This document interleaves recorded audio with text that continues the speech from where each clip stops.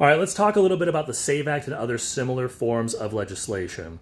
So the SAVE Act is a proposed law working its way through the House that has been pushed by Republicans, and it would require people to provide a proof of citizenship when they register to vote, regardless of the fact that as the law stands currently, your voter eligibility is already checked when you register to vote.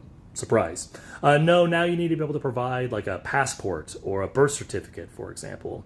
And these laws are always, always, always about voter suppression, not voter integrity.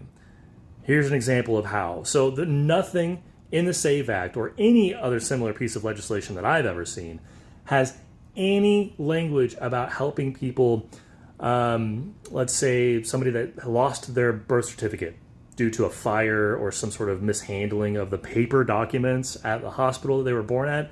There's nothing about making sure that they have some sort of other form of government identification that can fill that gap.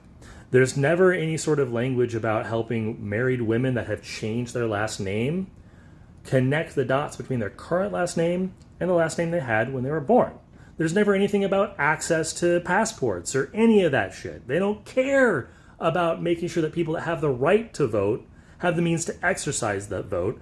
All they care about is making sure that they chip away at the populace that can vote and narrow it down to their preferred in-group through arbitrary requirements like, again, having your original birth certificate. That's something that so many people, millions and millions of people in this country don't have access to that. Millions and millions of people in this country don't currently have a passport.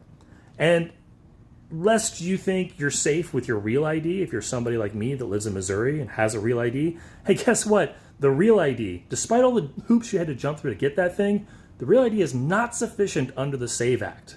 Think about that for a minute, okay? This kind of legislation always betrays itself because they never include anything about making sure that people that have the right to vote can exercise it. All they care about is prohibiting certain people from voting.